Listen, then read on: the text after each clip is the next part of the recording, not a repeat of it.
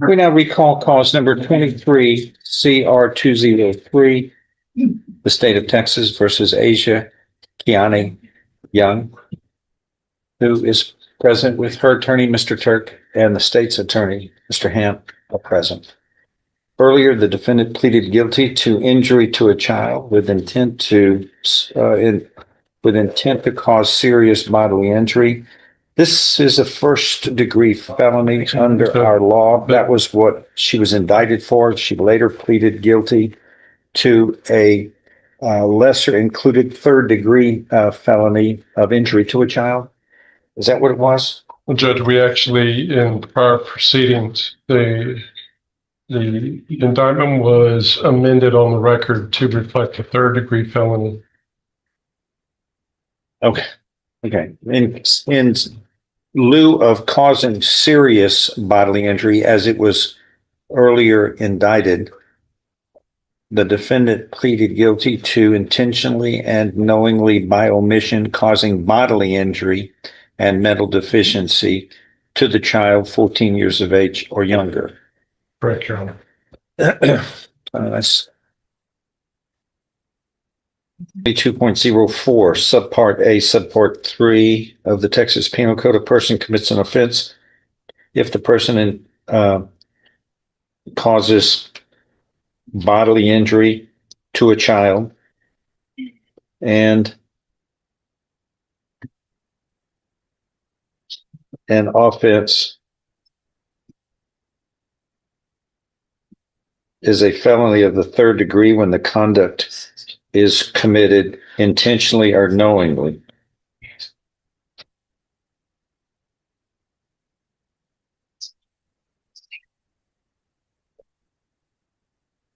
Everybody agrees it's section 22.04, subpart A, subpart F. Yeah, look at. Yes, sir. That is the proper punishment. And the agreement here under this third degree felony is whatever sentence shall not exceed a cap of 8 years confinement in prison. So we're looking at no less than 2 nor more than 8 years confinement. Deferred or unadjudicated probation is an option. And I think regular probation is also an option as well. 3 different options are available.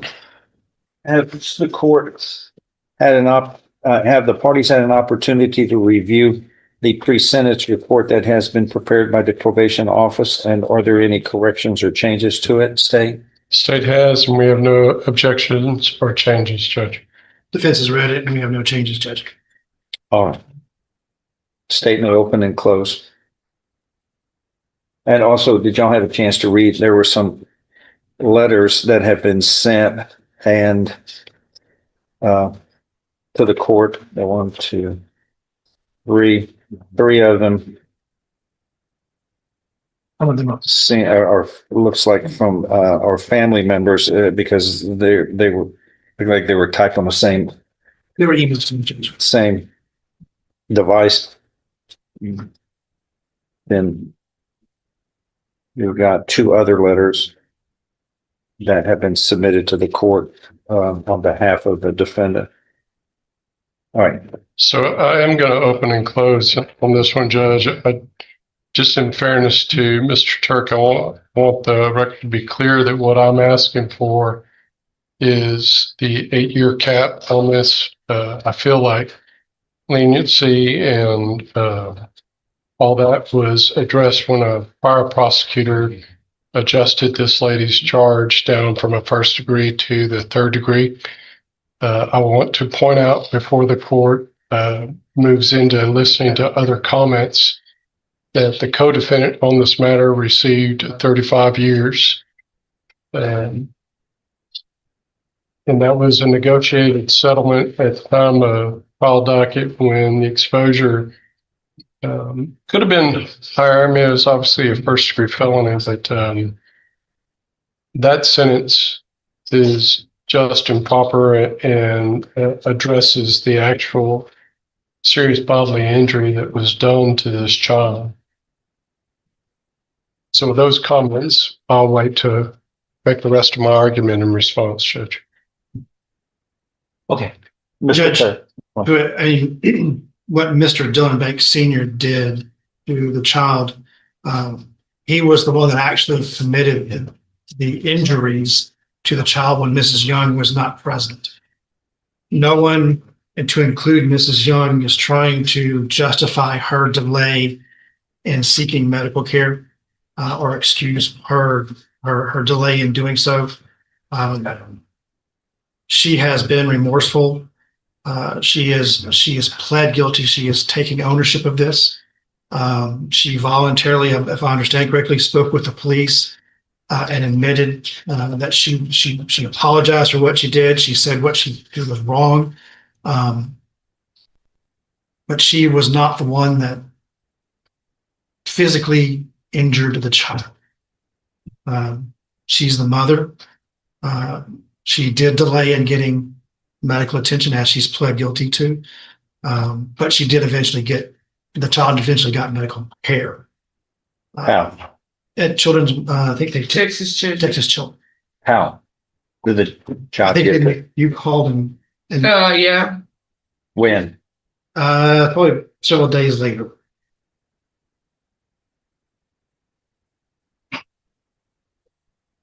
First of all, what's the status of the other defendant? He received 35 years. And for the court's edification, Mrs. Young and Mr. Banks Senior, their parental rights have been terminated. Mhm. And my understanding is a child, from what I saw in the PSI, the child has been adopted. Mrs. Young does have 3 other daughters, 2 of which have submitted letters to the court along with her ex-husband. The father of those 2 daughters, all in support of Mrs. Young finding leniency from the court. There's 2 other letters from Ms. Martin and Mrs. Apologize.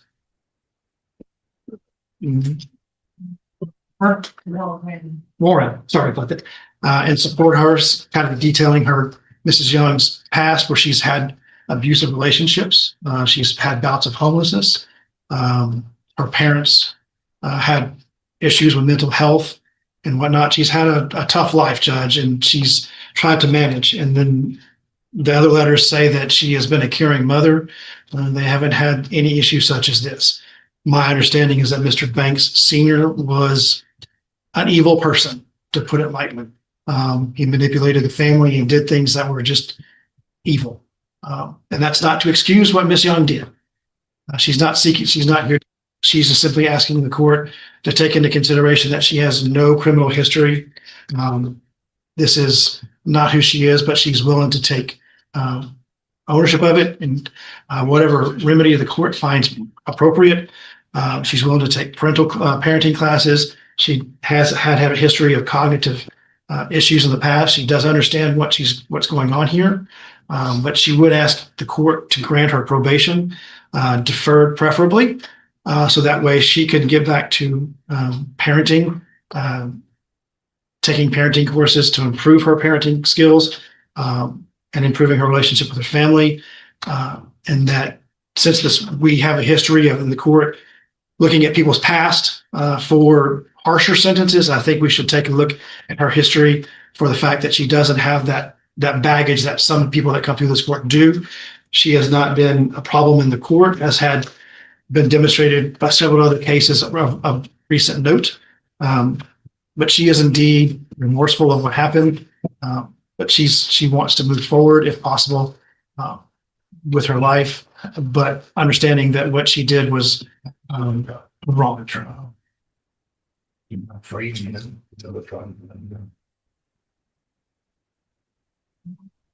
I don't know. All right.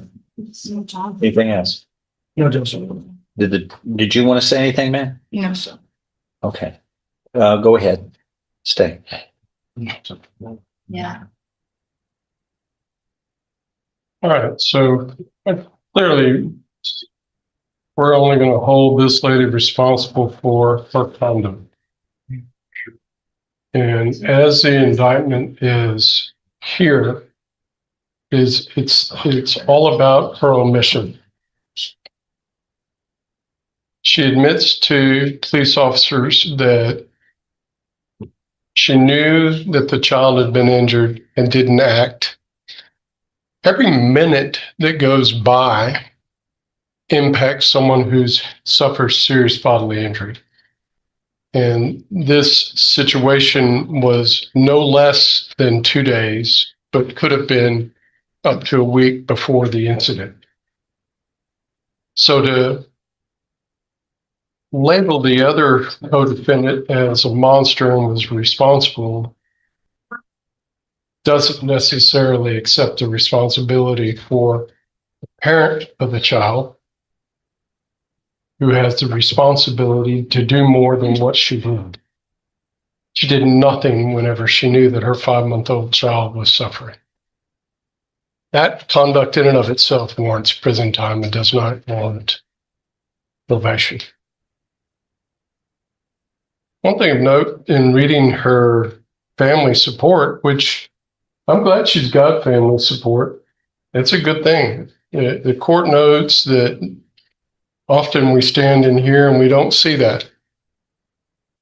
What I note in reading all of these letters is not one word is mentioned of Dylan Banks Jr. That's the name of the child that is the victim of this. Nobody offers sympathy. Nobody offers care. It's all about her. And to some degree, you can understand it when it's the individual. But the bottom line is she's responsible by her lack of conduct for the resulting injuries that this child has. The grace given to her, the lenience given to her was to say it wasn't serious bodily injury, and it clearly was. That changed her dynamics. It dealt with the fact that she has no criminal history. And although the state wasn't aware of her history, nothing in that history about what's happened to her warrants this. It doesn't minimize it. It doesn't help explain it. In fact, if anything, the fact that she had bad treatment as a child should have made her more on edge to where she would do the right thing for this child, which she did not. And I probably will be repetitive about the fact that Dylan Banks Jr. is not mentioned by anybody, and he is the victim in this.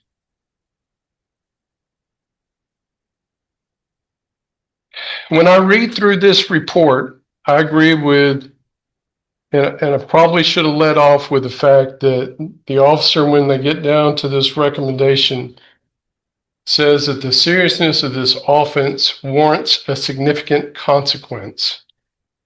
That's as close as I've ever seen in my 36 years of practicing law, a probation officer saying that they need to go to prison.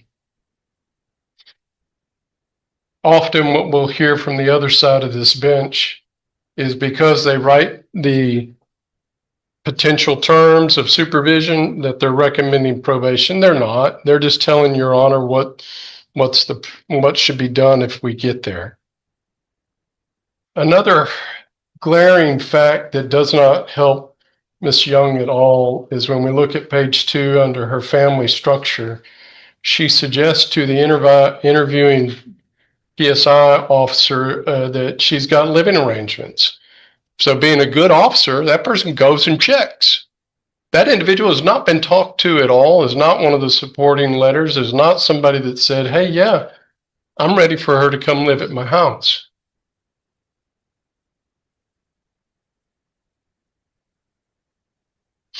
I started out saying, and I'll end with saying, what happened to Dylan Banks Jr. warrants a prison sentence, and in my suggestion, it should be a term of 8 years.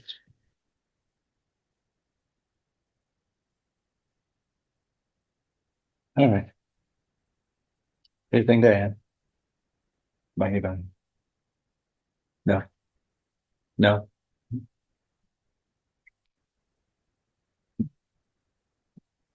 Okay. The court is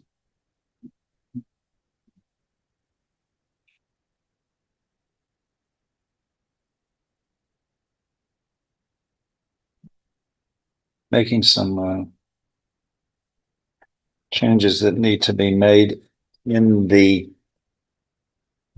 documentation in the pre-sentence report. The indictment is before the court from the pre-sentence report with the pre-sentence report, but it does not have the corrections where the indictment was corrected from a first degree felony to a third degree felony. And also deleting serious bodily injury versus bodily injury. And all of that is for technical corrections in this report. Because the defendant was initially indicted for a first degree felony, it was later reduced to reflect a third degree felony of injury to a child rather than serious injury to a child. And that the change of, okay. Who is it? Venetia Hawkins? Venetia Hawkins. Is it one case? Yes, Two sir. cases. Two cases, one's going to be dismissed if it hadn't already.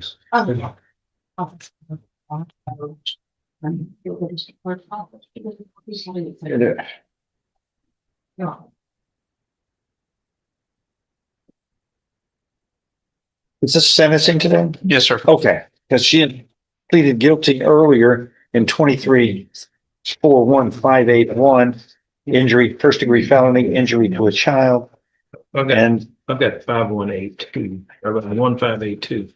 23-41582.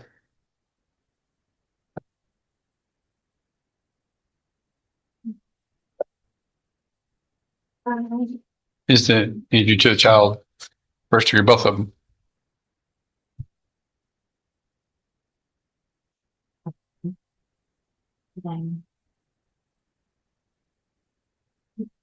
Okay, there's sentencing hearing on both of them? No, sir. Just one of them is going to be dismissed. We're doing the sentencing on 1582. 41582, sorry, 41582. Okay, yes. Everything got put in the, but it's taking all that out. What happened here?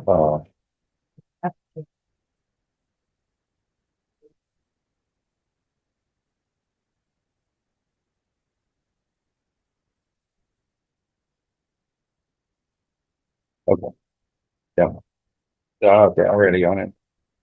23-41582 is now called the state of Texas versus Kenesha Hawkins. That's you, correct? Yes. With your attorney, Mr. Reynolds, and the state's attorney. Earlier, you pleaded guilty to the first degree felony of injury to a child in this cause number 41582, causing serious bodily injury to a child 14 years of age or younger by failing to take the child to a medical treatment facility after it was apparent the child needed immediate medical intervention. And you had a duty as parent to take care of that child. A pre-sentence report has been prepared. If the parties had an opportunity to review it, are there any corrections or changes to it? State Not from the state. and defense. All right, then the pre-sentence report is made a part of the record for all purposes here. The agreement in this case is whatever sentence shall not exceed a cap of 40 years confinement in prison. So we are looking at, correct me if I'm wrong, no less than 5, no more than 40 years confinement in prison. Deferred or unadjudicated probation is an option or not? I think so. I believe it Is is. regular probation an option on this as well? I think so. Yes, sir. There's no Injury to a deadly child. weapon. There's no deadly weapon. So. All right, so there are 3 options here as I It's a understand. 3G offense. I don't know. Yeah, I don't think it may be under the maybe a limit since there's a decimal.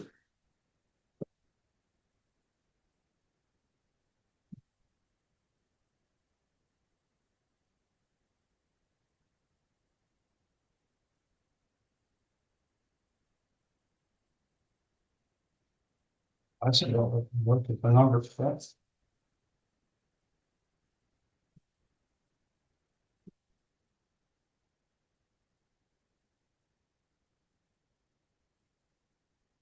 If it's under A1, it's,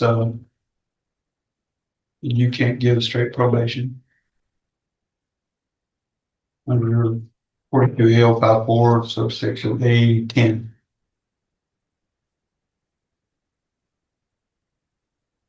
If it's a first degree and the victim of the offense is a child, then you can't. And that's what this alleges. Yes, I don't believe you can give regular probation. So it's just the two options are deferred or unadjudicated probation and flat time. Yes. Is that what everybody agreed? This is 22. 14 years of age or younger.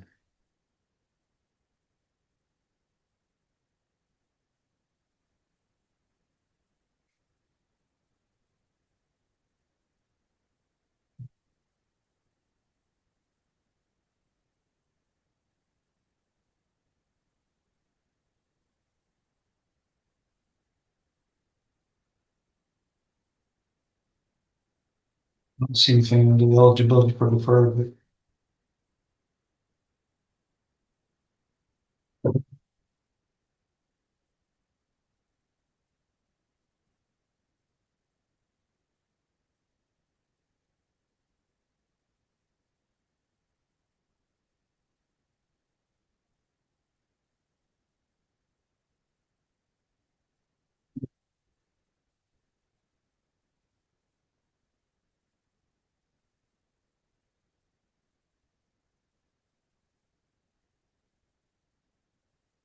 Where were you on the, 42A102.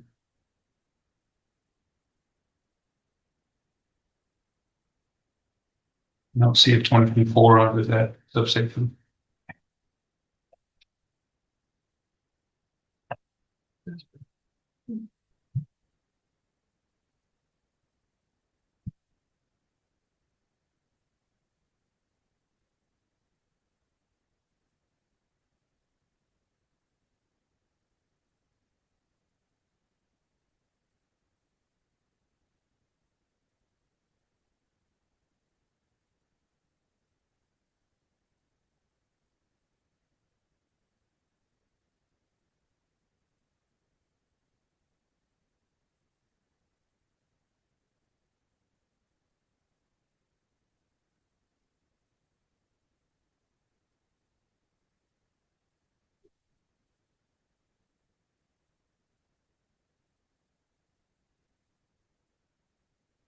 so you're stating she is eligible for deferred Correct. I think she is. or unadjudicated probation,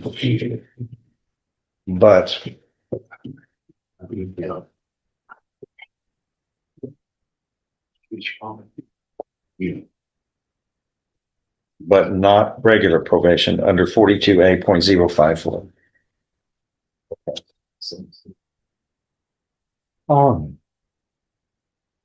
The state may go open and close here on the argument. Judge, I have one witness that would like to testify, called Frank Coffin from the Beaumont Police Department. He's present in the courtroom. Come forward.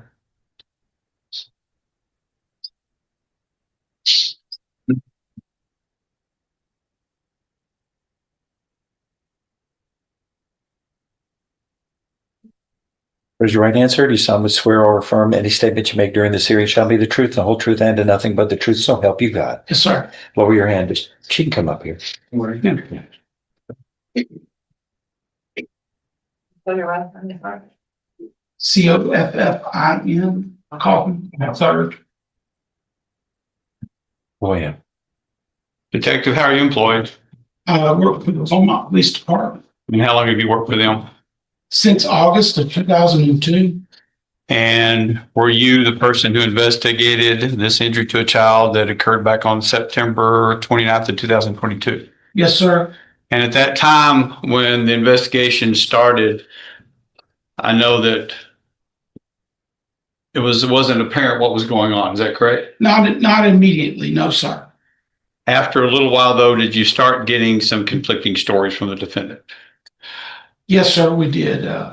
We were able to interview the defendant over approximately 16 hours, and we had received many conflicting stories.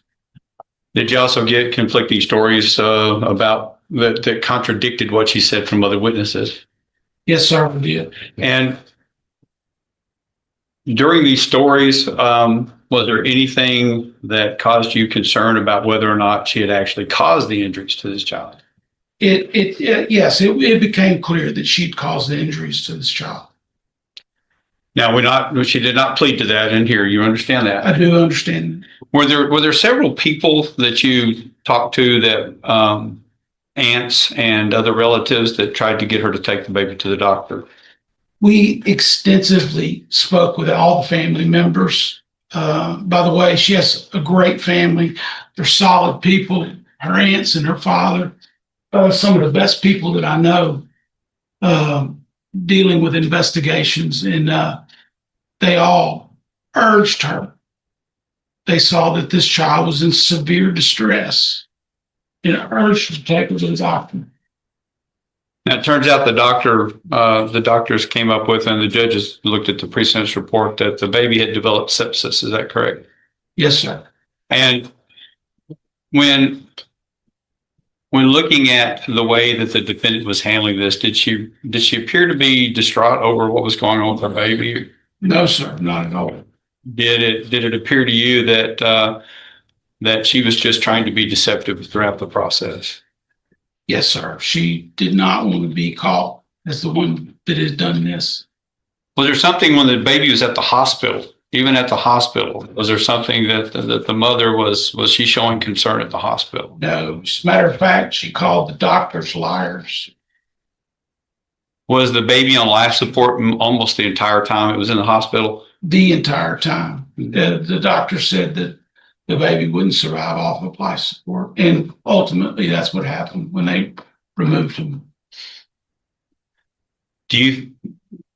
Talking to the doctors, could this baby have been saved if it had been taken to the doctor after the injuries? Immediately after, they said that there was a very good chance that the baby would have been saved. Now, y'all worked diligently on this case over many, many months, didn't you? This is the only thing we've worked on for myself and my partner, Sergeant Keene. This is the only case we worked on for about 3.5 months. And is the reason for that because of the first of all, that this was such a young child? Absolutely. And it was, of course, such a young child. And she tried to lay blame to so many different people to cover her tracks that we had to clear that. So you had to go through and rule out every story that she gave, is that correct? Every story she gave, she tried to say, Judge, that all of her aunts had done this to this baby instead of her. And you've seen the stories she's come up with this time, right? This late stage false fabrication that she's come up with now directly goes against the doctor's findings, our investigation, and her own previous statements that she's made to us over repeated interviews. So was there anything that she ever said that came out to be true when you were doing this investigation? The only thing that she said is that was truthful is after a period of time, she said that she knows that she should have brought the child to the doctor because it was in severe distress. Anything else you want to add that you wanted the judge to? Just one other thing, Judge, I was hoping that with this late false narrative that she's given directly goes against what I would think to be to show that she's really sorry for this, and to show, you know, some character. But I guess I was wrong. We've never heard anything about some teenager and falling down the stairs. Nothing like that. As a matter of fact, she said that she put the baby in the crib before the baby had the medical incident, and the baby was fine. Said she drank 3 bottles of milk and was playing and cooing, where the doctor said that was impossible. The doctors at UTMB, Judge, said this was the worst case of eye damage that they'd ever seen. They said that the first doctor that looked at this didn't know what she was looking at and had to get another physician to come in to make sure that she was right of the detached retinas in the baby's eyes.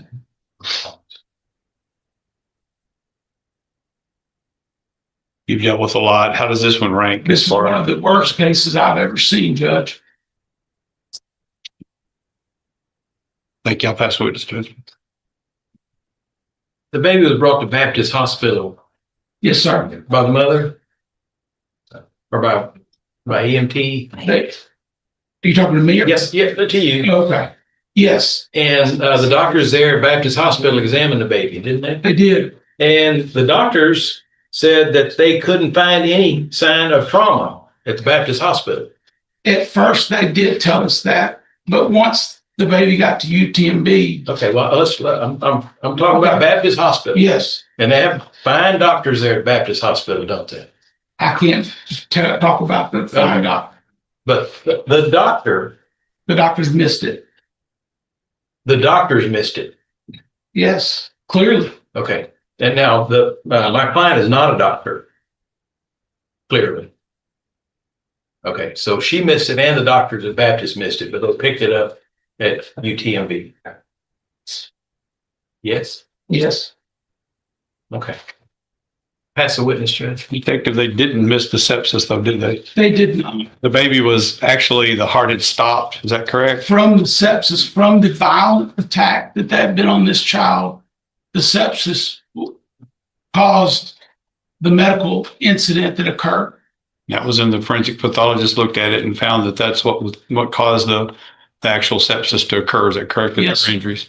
And that the fact that the doctors missed the injuries, they didn't miss the sepsis when it got They there. did not miss the sepsis. That's what they were treating it for when it first got there. Is that right? Yes, sir. To save its life. Yes, sir. Pass the witness. Anything else? No further question. Okay. Thanks, sir. Thank you. What else? You say? Just argument, Judge. Okay, go ahead. Yeah, and by the way, for the record, the pre-sentence report is made a part of this hearing for all purposes. And there is a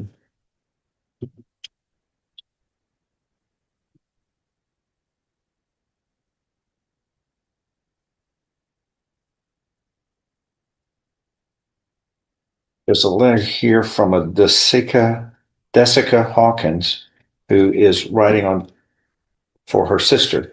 That's your sister. Yes. And this is in the court's file that the court has read.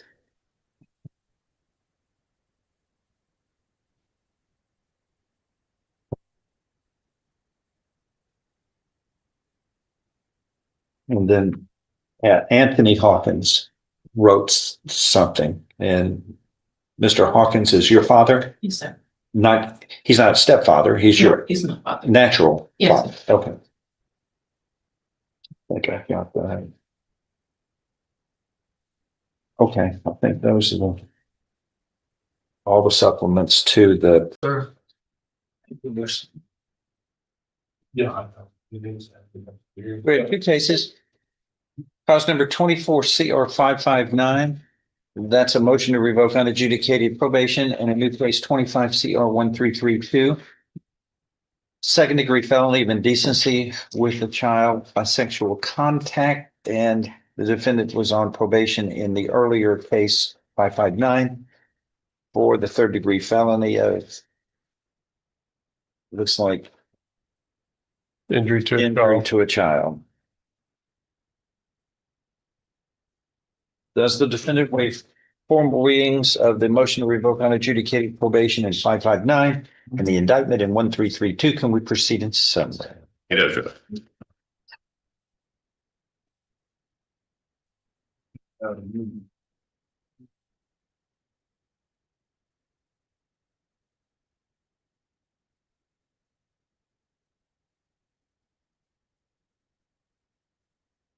Set them up numerically.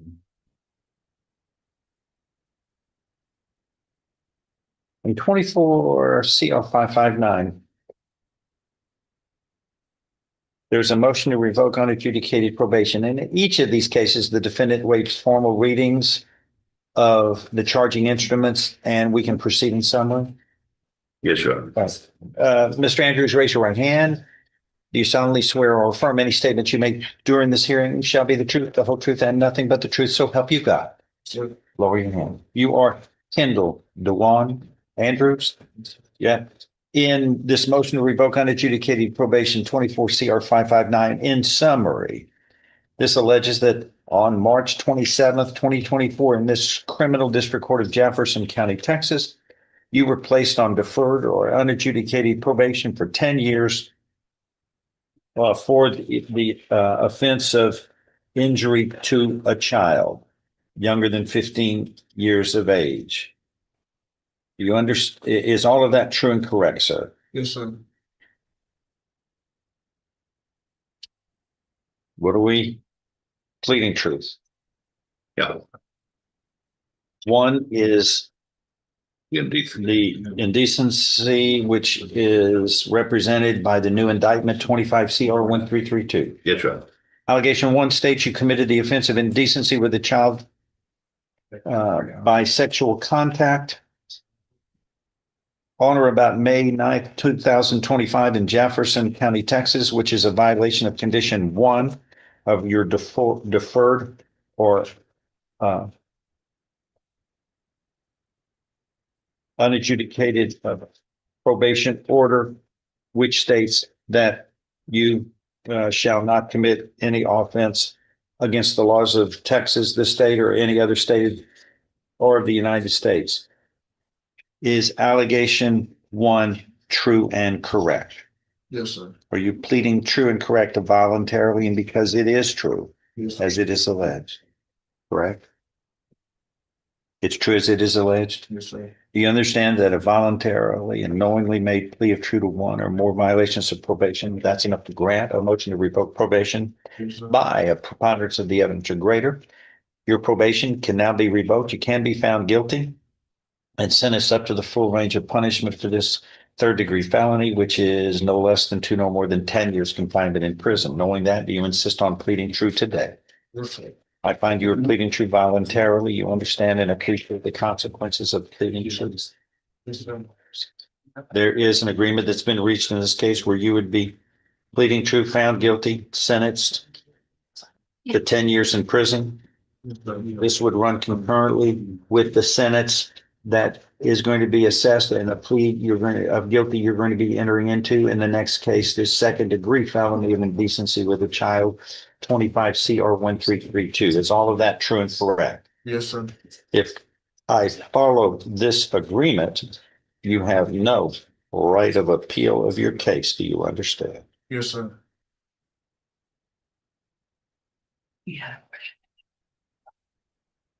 Hold on, everybody. I'm going to try to erase something off the pad and using this stylus that anything can happen when the stylus touches this pad.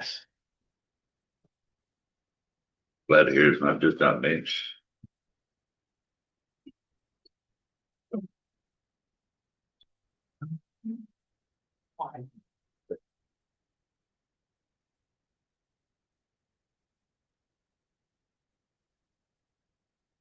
All right, I am going to follow this agreement. Anything to add before I make findings here on this case? No, yeah. Anything you want to say, Mr. Andrews? No, sir. If not, I'm going to find in this motion to revoke unadjudicated probation 24 CR 1559 that you were placed on probation earlier in this case on March 27th, 2024 in this court. I find you are pleading true to allegation number one of this motion to revoke probation, committing the offense of indecency with a child, Yes, sir. as we have placed into the record. That is supported by your voluntarily and knowingly made plea of true to that violation, admitting it. That is enough to grant this motion to revoke unadjudicated probation by a preponderance of the evidence or greater. This motion is granted and your deferred or unadjudicated probation is hereby revoked. Earlier in this case, you pleaded guilty to this third degree felony of injury to a child, causing bodily injury to a child younger than 15 years of age. You were mentally competent to do so. You understood and appreciated the consequences of pleading guilty. There was sufficient evidence supporting your guilty plea from State's Exhibit 1 admitted at that hearing initially to find you guilty beyond a reasonable doubt. I now find you guilty beyond a reasonable doubt of the third degree felony of injury to a child. I am following this agreement. You are hereby sentenced to confinement in the institutional division of the Texas Department of Criminal Justice to serve a term of 10 years. Do you understand what has happened in this case, sir? Yes, sir.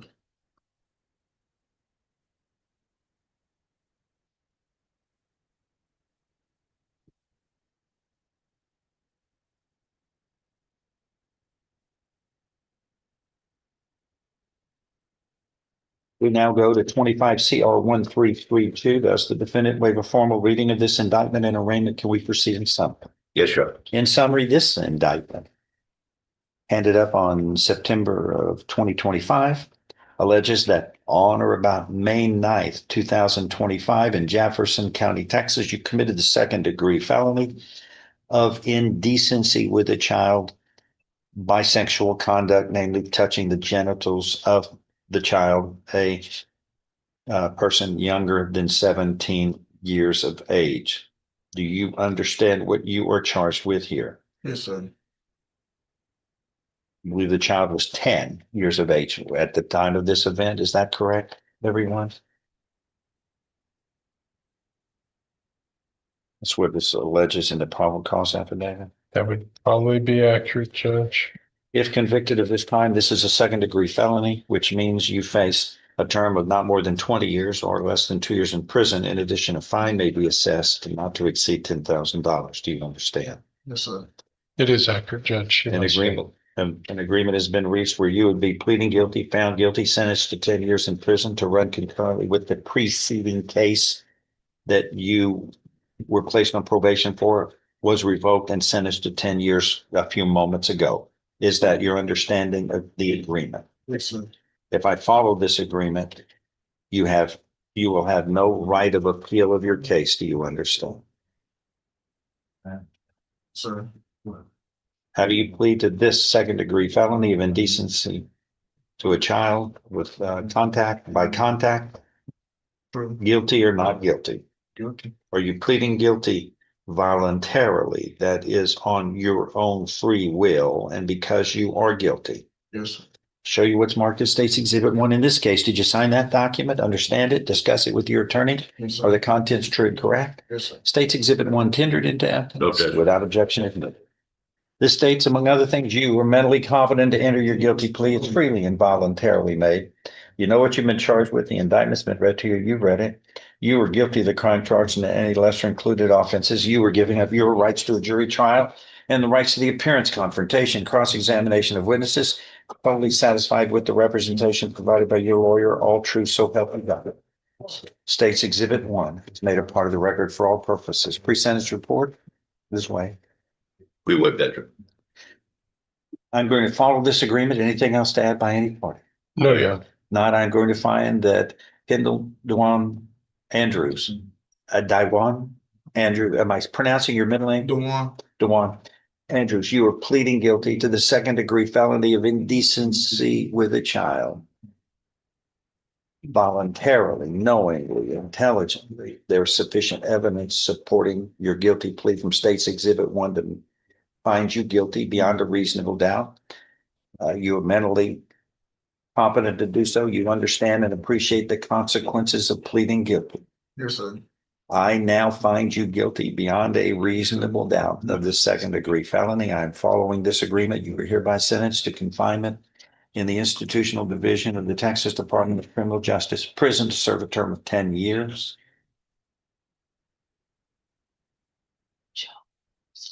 And this sentence shall run concurrently with the preceding cause number 24 CR 559, the probation of the injury to a child for which you were just a few moments ago revoked off of your probation, found guilty, and sentenced to 10 years. These will run concurrently.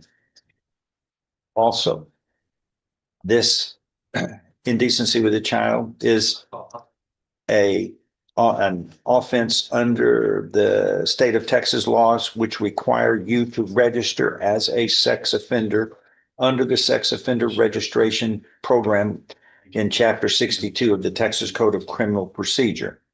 Do you understand you have responsibilities to comply with that part of the law? Failing to do so is a criminal offense that may result in prosecution.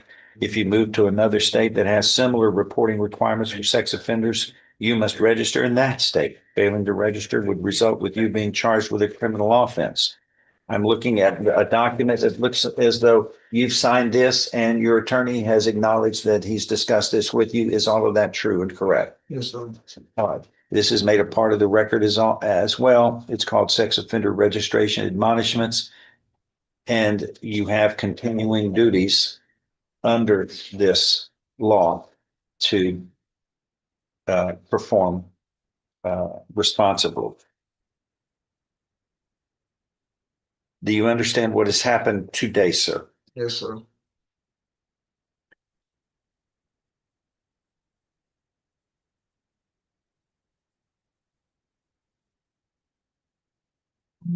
God bless you.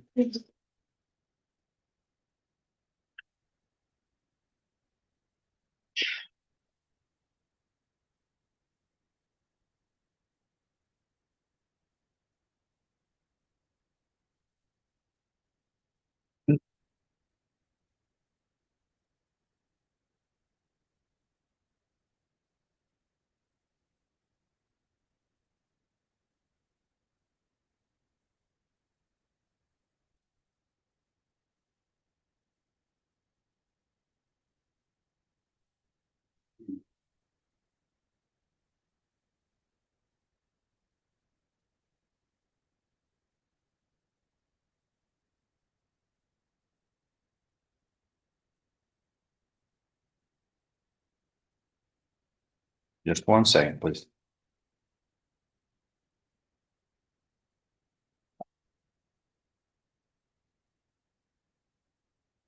You are 22 years of age now, correct, sir?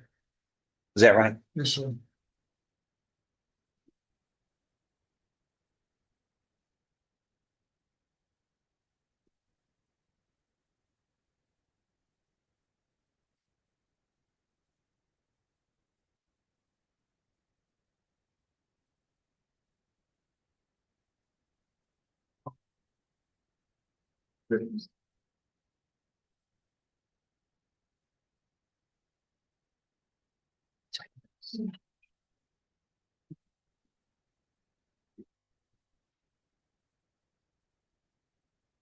Okay.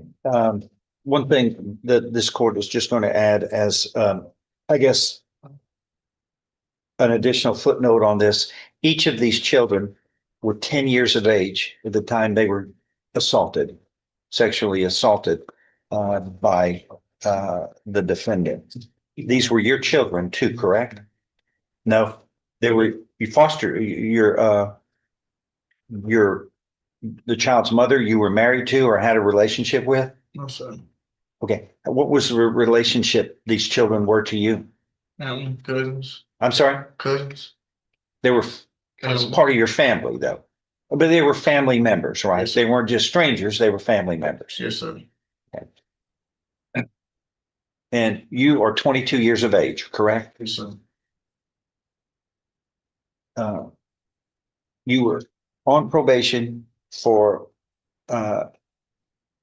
the injury to a child, which was a sexual assault of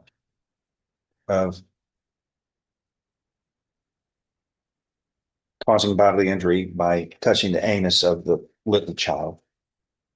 And I read the probable cause, and it's you were you invaded the anus with of the innocent child with your finger. And then here, this indecency where the child is touching the genitals of the child. And these are both these were both 10-year-old children.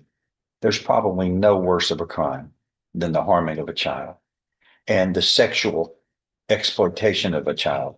Not just one, you got two here. And this is all too often happening of cases in this courtroom. I don't know what the problem is, but it will be dealt with severely. The state is very vigorous in prosecuting this. There's no one that has any sympathy with someone who harms a child. No one. The children really are almost defenseless when they're 10 years of age, or an adult took on them, come along and assault them. And from what we all know, it's not like they can forget about it. A 10-year-old can remember. I remember when I was far younger than 10 years old of important events that affected us emotionally. So this child isn't just victimized once. I'm sure she will relive this horror maybe most of her life. So you will be victimizing her maybe all the rest of her life. Can you think anything worse than that? No. Well, it will be dealt with severely. The law states it shall. The state's pretty vigorous, and this court will continue to be very aggressive and just. But justice when you harm a child is severely assessed. Do you understand? That is all.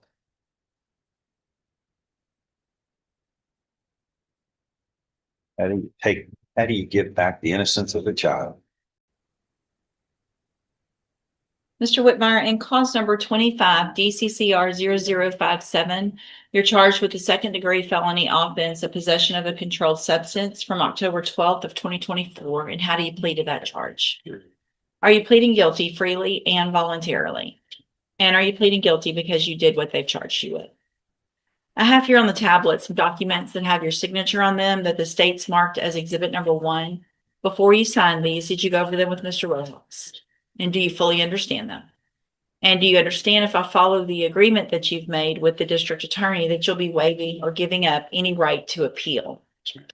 Do you also understand, if you're not a U.S. citizen, that a plea of guilty or no contest may result in your deportation, exclusion from admission to the country, or denial of naturalization under federal law? State tenders number 1. No objection. It's admitted. Is there any evidence that Mr. Whitmire is not competent? No, Your Honor. All right, sir, I'm going to find that you entered your plea of guilty freely and voluntarily, find that you're mentally competent and you understand the nature and the consequences of your plea, find sufficient evidence to find you guilty, and at this time find you guilty of possession of a controlled substance, sentence you in accordance with your agreement to a term of 3 years in the institutional division of the Texas Department of Corrections. You will receive credit on that for any time that you've been in custody that the law gives you the right to receive. I'm going to sign a dismissal as part of this plea agreement, and clause number 25, DCCR 0056. I've handed you the trial court certification that shows this was an agreement that I followed, so you waived your right to appeal. I also handed you a written admonishment regarding your ineligibility to possess a firearm or ammunition. Just thinking about yesterday, and this is a possession case, so I'm not sure how it applies. But because of the judgment entered against you, you could be ineligible to possess a firearm or ammunition. possession of a firearm or ammunition could lead to charges against you.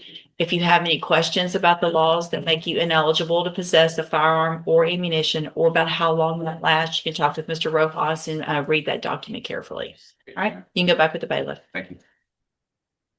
See, and so am I gonna have to start? And this is cause number 25 DCCR 1019. Mr. Harmon's charged with aggravated assault with a deadly weapon. And 26 DCCR 0385 charged with assault of a public servant. And what is the announcement? Yes, she wants to trial. I've conveyed them. Is the offer, let's see, Judge, he had previously rejected 15. I re-urged that today. Okay. This is their first appearance with this newer charge right, that was indicted in March. And my offer was for them to run concurrent. so 15 years in each to run concurrent? Yes, Your Honor. And so when we've gone over this before, Mr. Harmon, when it was just the one case, that if you're found guilty in either of these cases, the range of punishment would be that of a habitual offender, if that prior criminal history is correct, which means your minimum punishment would be 25 years in prison up to 99 years or life. And you understand that? Yes.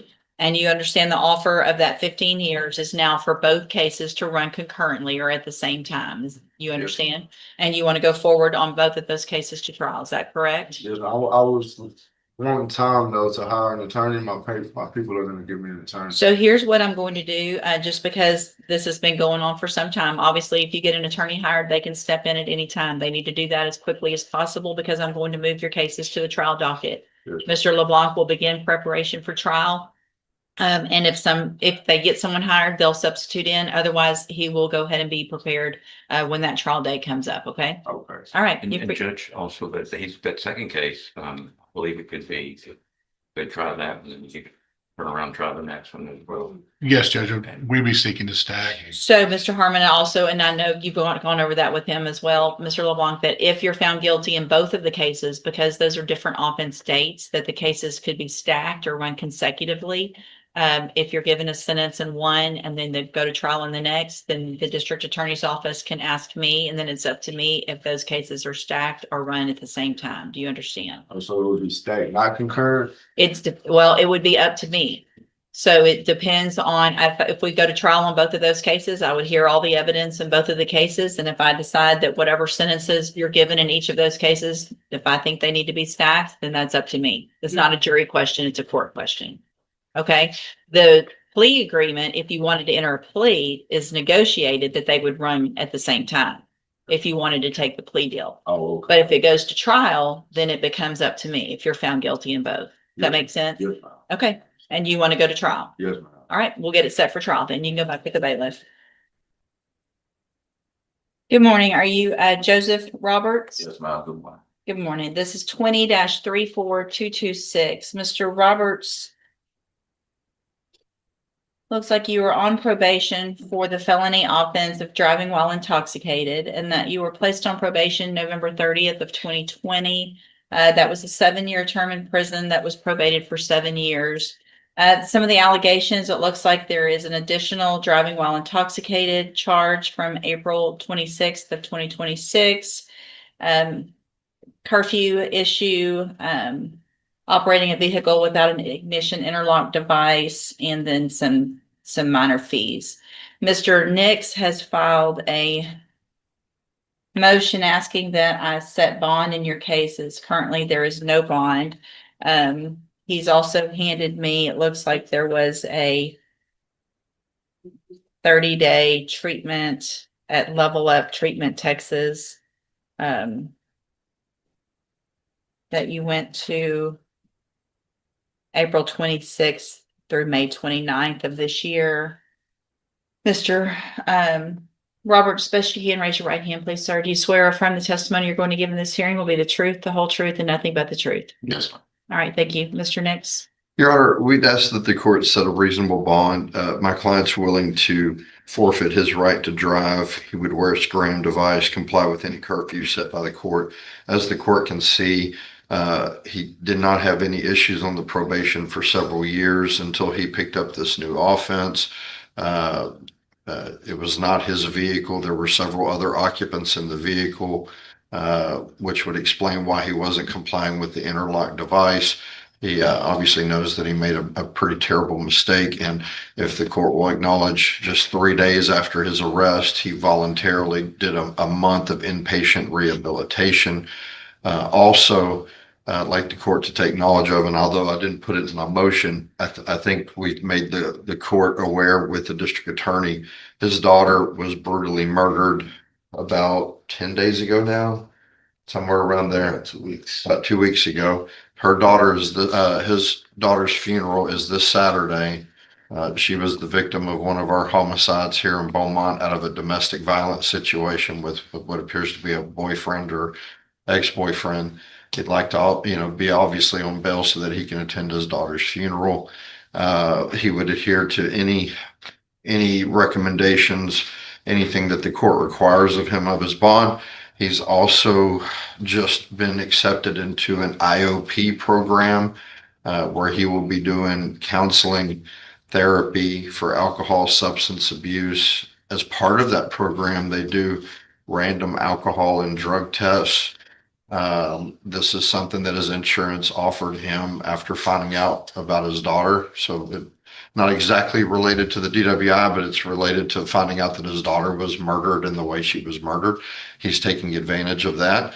Obviously, he doesn't want to have an episode where he falls off given what his family's going through. He is not the sole provider of his family, but he is the main provider of his family. They have 2 homes, one home that they live in, another home that they haven't been able to sell. So they have 2 mortgages to pay for and bills. Is that correct, Mr. Yes, sir. And right now I'd ask if Mr. Roberts can give more details to the IOP than I might be able to. Can you explain to the judge? What's the name of it or where is it? What's it through? It's Trust Health. Trust. Trust. TROST. Trust. Yes, ma'am. We do 3-hour sessions, 3 days a week.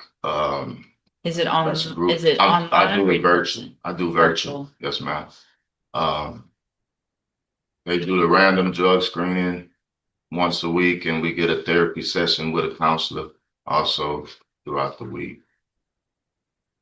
How do you do your random drug screen? They send an Uber and bring me to Quest on 9th Avenue. Have you already done one of those? I have one set up for tomorrow.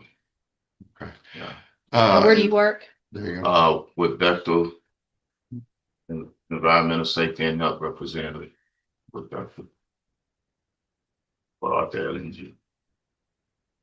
So how would you get to and from work and things like that if you're not going to drive? Yeah, my nephew also works out there, same shift, so I can ride with him. Okay. Just for the record, I am reviewing the court's file, and part of that does include the probable cause affidavit for the new driving while intoxicated. I was looking to see, but I don't know that it's. It's not yet been received, Your Honor. Testing has not yet been completed. I was trying to also see, do you have a copy of that previous pre-sentence report? I had it on my computer earlier, Your Honor. I can pull it back up. Ours didn't, because it's an older case, it's not in here. Okay, please, ma'am.